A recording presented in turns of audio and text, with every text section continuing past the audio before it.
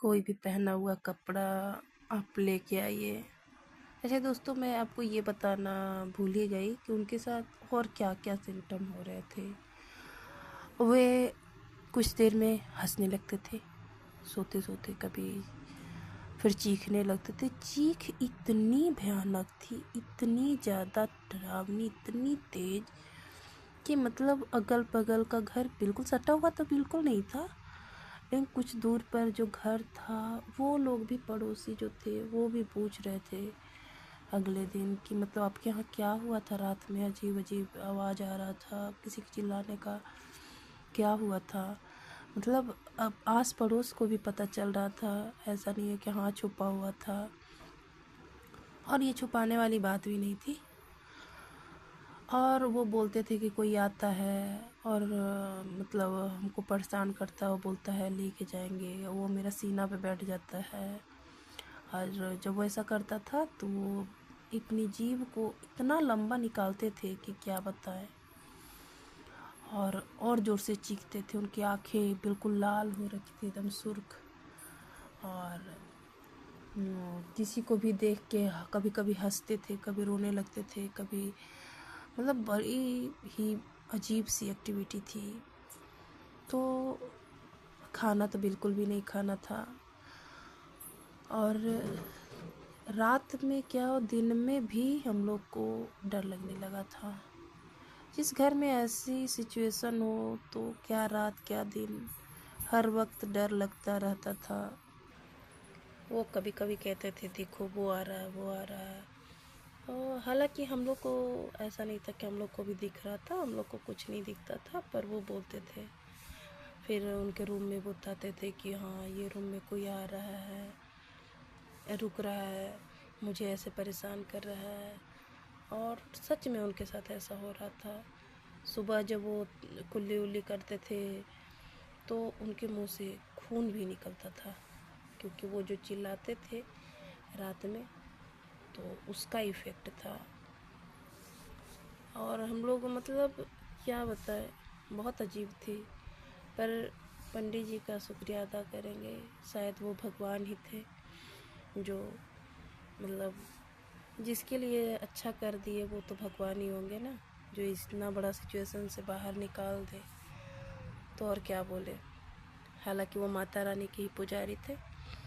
तो पंडित जी कुछ कुछ बताते हैं, कुछ मंत्र वगैरह, लेकिन एक पोजेस्ट मतलब जो है वो अचानक से पूजा पाठ थोड़ा ना करेगा। तो पंडित जी अपना कुछ और भी विद्या जानते होंगे। तो वो बोले कि जो किए हैं वो मैं बता रही हूँ, जो मुझे पता है, क्योंकि उस टाइम तो मैं बहुत छोटी भी थी। तो मुझे पता था जो मैं बता रही हूँ। तो बोलते हैं पंडित जी कि एक काम कीजिए कि आप उनका जो कपड़ा पहने हुए हैं वो आप कपड़ा लेके आइए। और फिर वो कपड़े को कुछ मंत्र वंत्र करके और फिर बोलते हैं इसको हटा दीजिएगा, फिर पानी में बहा दीजिएगा। और फिर देते हैं एक राख, बोलते हैं इसको आप उनके पूरे बॉडी में थोड़ा सा मल दीजिएगा और थोड़ा सा पानी में डाल के उनको पिला दीजिएगा हल्का सा। और फिर जो कपड़ा वो पहने होंगे वो कपड़ा खोल के फिर से उसको भी पानी में प्रवाहित कर दीजिएगा। वो कपड़ा पहनने के लिए दोबारा नहीं यूज करना है। फिर फैमिली मतलब मेरे अंकल लोग आते हैं, दीदी जीजा जी सारे लोग आते हैं। फिर वैसे जैसे पंडित जी बताए थे और कुछ कुछ बताए थे, जो कि हर बात हम लोग को नहीं बताया गया। तो जो मुझे पता है मैं बता रही हूँ। तो फिर उनका अच्छे से किया गया। उनको ठीक लगने में, होने में करीब 6-7 महीने का वक्त लगा, प्रॉपर मतलब पहले जैसा होने में। लेकिन एक चीज़ हुआ कि हम लोग को उस पर विश्वास होने लगा कि हाँ ये होता है। और दूसरी बात है कि जो भैया हैं उनको आज भी, आज इस कहानी को ये बीते हुए बहुत टाइम हो गया है। उनकी उस टाइम तो शादी भी नहीं हुई थी, अब शादी हो गई, 2 प्यारी प्यारी बेटियां भी है। पर आज भी वो अकेले रहने से डरते हैं। और सच्चाई यही है दोस्तों कि जिसके साथ ये गुजरता है वो दोबारा मतलब नॉर्मल लाइफ तो नहीं जी पाता है, ये एक सच है। और कितने लोग मेरी कहानी को सुनेंगे जिनके साथ ऐसा हुआ होगा। दोस्तों अगर आप लोग की भी कोई कहानी होगी तो मुझे लिख के भेजिएगा, और तो मैं कहानी को अच्छी प्रॉपर तरीके से और अच्छे से सुनाने की कोशिश करूँगी।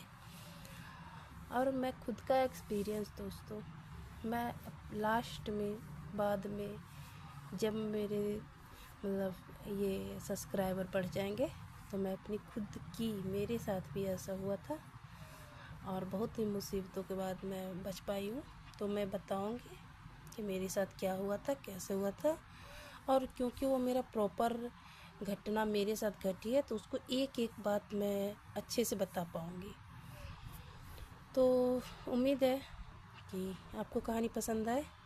हालांकि ये कहानी ऐसा नहीं है कि हाँ जिसे कहानी और लोग सुनाते हैं कि उसमें दिखता है, ये होता है, वो होता है, ऐसा कुछ हुआ नहीं था हम लोग के साथ कि हाँ, और जो हुआ हम वही बता रहे हैं। इसमें ज़रा सा भी हम कुछ आगे से लगा दिए, ये कर दिए, वो कर दिए, वैसा नहीं है। और अगर दोस्तों आपको लगता है कि रियल ही बात अच्छी है तो थैंक यू, और मेरे चैनल को सब्सक्राइब कीजिएगा। हाँ, तो अब बात करते हैं जो बात मैं फर्स्ट में बताई थी कि गलती कहाँ हुई थी। देखिए दोस्तों, गलती हमसे ये हुई थी या मेरे फैमिली से ये हुई थी बाद में जो रियलाइज हम लोग किए, और अब हम लोग आगे भी किसी को ये बात बताते हैं कि ऐसा नहीं करना चाहिए। जैसे ये हम सभी के घर में कभी कभी ऐसा सिचुएशन होता है, एक तो छत पे कुर्सी या कहीं भी हम लोग कुर्सी टेरेस पे, छत पे, बालकनी में कहीं भी लगा लेते हैं। होता क्या है, लगा लिए, फिर कुछ देर बाद हम लोग उस हट के चलाएँ, कोई काम से कहीं भी चले गए तो कुर्सी प्रॉपर वैसे ही छोड़ देते हैं। ये हमारी गलती है, क्योंकि जब आप बेड को, कुर्सी को, किसी चीज़ को अगर आप ऐसे छोड़ते हो तो किसी के लिए इन्विटेशन हो जाता है, ठीक है। और बोला जाता है ना कि कोई भी जगह खाली प्रॉपर नहीं होती है, तो ये सच्चाई है। अगर आप ऐसे छोड़ के जाते हो तो कोई भी आके उस पर बैठेगा, और कोई का मतलब कोई इंसान नहीं, मैं निगेटिव एनर्जी की बात कर रही हूँ। और कभी कभी होता ये है कि वो बैठा होता है, अगर आप उस पर बैठ जाते हो तो ना चाहते हुए भी वो आप पे हावी हो जाता है। और यही हुआ था मेरे भैया के साथ। और दोस्तों, मैं ये कहानी अगर मेरे सब्सक्राइबर बढ़े तब मैं ये बताऊंगी कि वो कहाँ जगह है, और एक चीज़ है उस जगह के बारे में ख़ास बात, क्योंकि वहाँ हम लोग रेंट पे भी रहे हैं बहुत जगह, तो हर घर की एक कहानी है, हर घर की। तो वहाँ लगभग घर है जितना उसी टाइप का घर होता है, बस यही है कि वो कुछ नुकसान नहीं पहुँचाते हैं, बाकी आप लोग उनके मतलब नुकसान पहुँचाओगे तो फिर तो वो छोड़ेंगे ही नहीं। पर गलती हमें नहीं करनी है। अगर आप कहीं पार्टी में जा रहे हो, कहीं शादी में जा रहे हो, तो बेड को प्रॉपर मोड़ दो।